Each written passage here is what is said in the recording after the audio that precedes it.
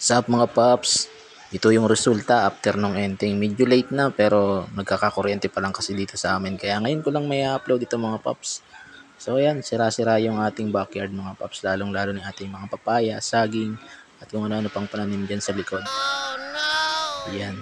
So hindi natin inaasahan na malakas siya mga paps at nagising na lang ako ng madaling araw kasi sumisipol talaga yung hangin niya. Ayan. Di na ako nakapag-video masyado pero siyempre naglinis tayo. At ayan na siya after. At ang priority natin dyan maglado after ng malakas na hangin. Maglalado nose. Di na rin tayo nakapag-video habang naglilinis tayo mga paps kasi nga wala ng kuryente dito at lowbat din yung ating cellphone mga paps. At mas mabilis nating nagawa siyempre yun kasi nakakabagal nga yung pag-video mga paps. 3 days din ata na walang kuryente dito sa amin. Almost 3 days. Kaya na siya ngayon, malinis na kahit pa paano.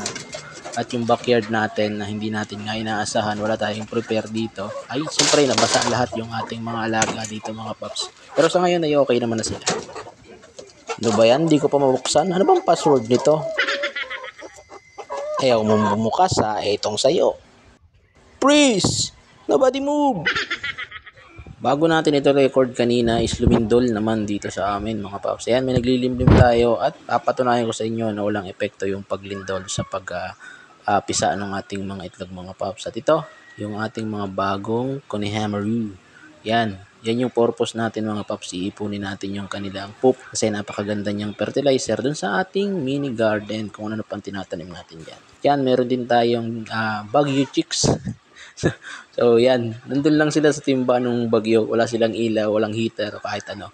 Pero malulusog naman na sila. Tinamaan pa ng bagyo at lindol. Pero malulusog. So ano to, cross to mga paps ng native saka ng silky. Papansin mo yung paa niya. Yan. Yan, lima yung daliri niya at medyo may balahibo. Yung nanay nito silky. Yung tatay native. So wala nga nagmana sa kulay ng nanay no? Pero yung beak medyo dark. At yung ating mga nakagala is malalaki naman kaya di ako masyado nag-alala nung bumagyo.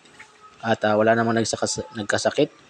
Except dito sa 2 months old na Rhode Island natin. Sinipon siya after ng bagyo mga paps. Kaya kinulong muna natin mga paps. Tinanggal ko na rin dito yung ating mga inahin. Kasi malapit na silang maglimlim at hindi tayo mag-incubate ulit kasi palilimlimin ulit natin. Yan yung nagkasakit mga paps.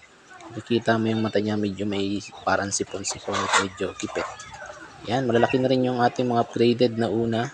Almost 5 months na sila mga paps at magagamit na natin yan soon sa ating pag-breed. So abangan nyo yung ating breeding ng ating mga upgraded at mga crosses. Yun lang yung update natin mga paps. Okay naman yung ating backyard.